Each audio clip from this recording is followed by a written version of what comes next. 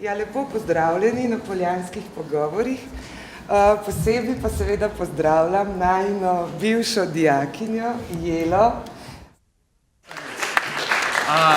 Pojav na tem mestu se je dokaj preprosto. Počakajte, da midva končava in potem greste sest na oder.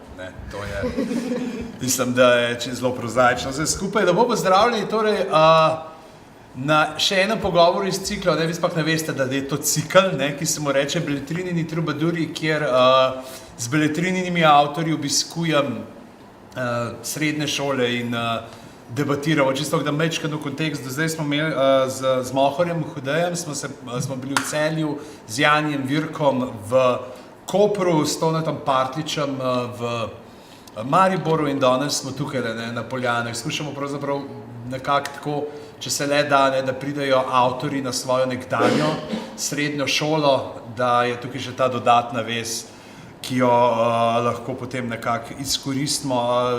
Jelo Krečič najbrž poznate vsi, ki berete Delo, tako da verjetno, koliko vas bere Delo? To je vprašanje zdaj. Vprašaj kakšnega odraslega človeka. Ja, če je. Koliko jih ima sploh še doma papirnate? Dajte, dvigati roko, pri koliko jih doma imate še papirnate cajtange naročene? Tudi pri babi pa dediju se šteje, ja. No, to je, mislim, da je kar zelo nereprezentativen vzorec tole, glede na celo populacijo. Ampak bom najprej Jela, ni druge, je knjiga, okoli katere se bo vrtel pogovor, ampak mislim, da se ne bo samo okoli nje, ampak bova segala še na druga področja, ki so vam tudi blizu. Ampak Jela, čisto za začetek, pa po kolikem času si se vrnila v tele prostore? Si bila ena tistih, ki so potem, jaz priznam, da sem bil tak piflar, jaz sem hodil na Kranjsko, da smo potem še tam kar dostkrat šli še malo obiskat kakšne profesorje, potem, ko smo že šli na faks, vsaj prvo leto, pa se nam ni več dal. Ampak, ko si končala z izobraževanjem tukaj v tej inštituciji, si se kaj vračala ali je tako, zdaj to tvoj prvi obisk, da je prvič tvoja noga stopila spet na ta posvečena poljanska tla? Takoj, da bom odgovorila, najprej bi se sam rada zahvalila obima mojima profesorcama, ki sta organizirali ta dogodek, pa Beletrini tudi, pa tudi te, Boštjan. Zelo sem vesela, da sem tukaj, kakor sem prej razlagala, imam same dobre izkušnje iz te gimnazije, tako da, ko je prišlo povabilo, se nekako nisem mogla niti upreti temu. Tako da še enkrat hvala za povabilo. Ampak, kar se pa tvojega vprašanja tiče, pa mislim, da sem v času študija prišla na neko tudi predstavljati pa kulturološki študij. Takrat sem bila še kulturološka študentka na FDV-ju in mislim, da sem prišla deliti pač izkušnje z tega študija.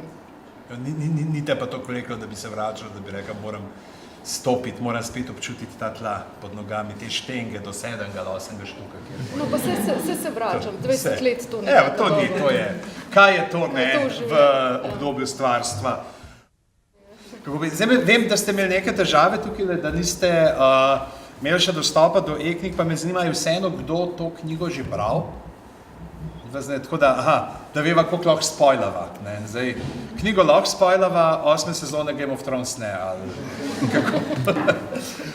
Da ti izvaja. Je glavni junak Matjaž, ki se, ko moram reči, da je, če se jaz spominjam teh mojih začetka študentskih let, pa mi da sem približno tam ista generacija, pravzaprav se potika dosti po lokacijah, po katerih smo se mi tudi že pred 20-ih. Koliko je pravzaprav sploh nekako pri pisanju teh likov bilo v tej generaciji? Koliko je ta generacija, o čem govorimo tle? O podaljšani mladosti, podaljšanem skoraj otroštvu, podaljšani najstništvu? O čem? Pravzaprav kakšna je ta generacija 30 plus dan današnji, če primerjamo z generacijami naših staršev, ki so vsi bili že po šihtih, pa z... Delali revolucijo.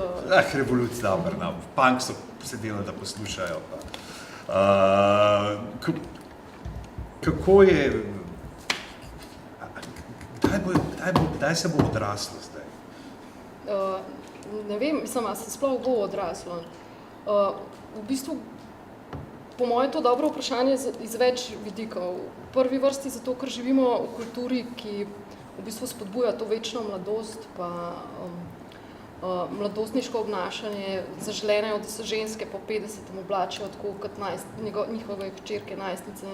Skratka, nek družbeni imperativ je, da človek podaljšuje svoj mladostni videz in življenjski stil pač v nedogled.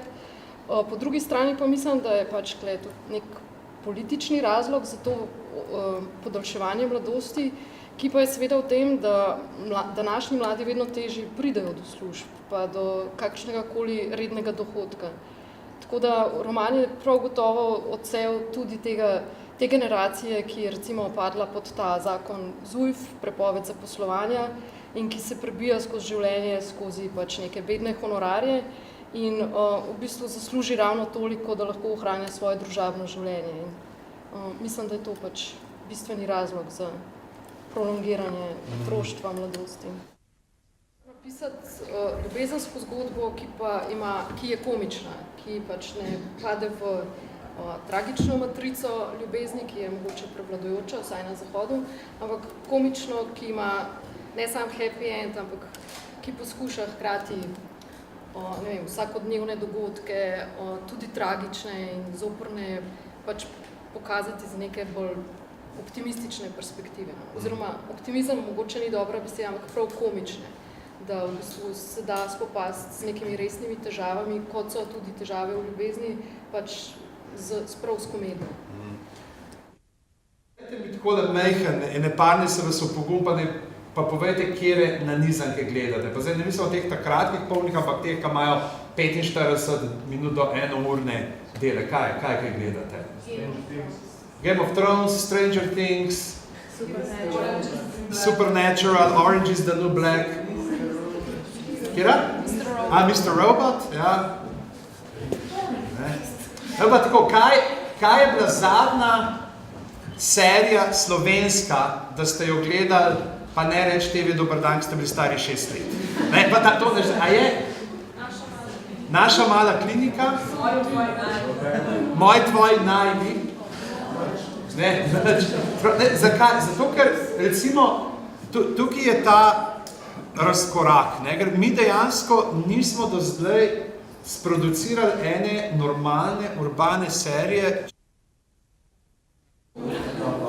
No, se pravi, danes v sredo je bil tale pogovor, Poljanski pogovor z avtorico tele nove knjige, Ni druge.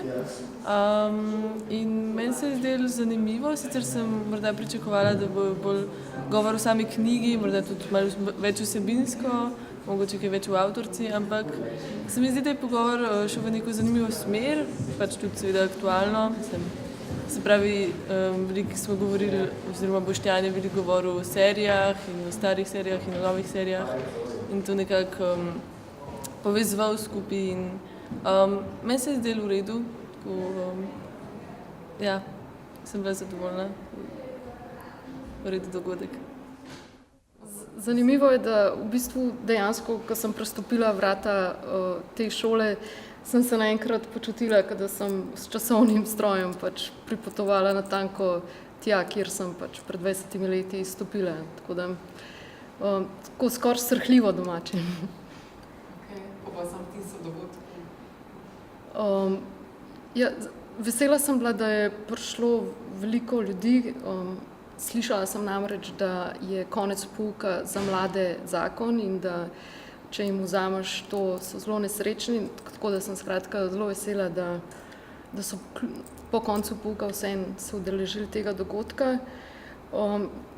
Glede samega pogovora pa ne vem, če imam že kakšne zelo izoblikovane vtise, se mi zdi, da je bil dovolj sproščen, pa da smo mogoče odprli pač to veliko področje popularne kulture, TV serij, področje, s katerim koketira tudi moja knjiga.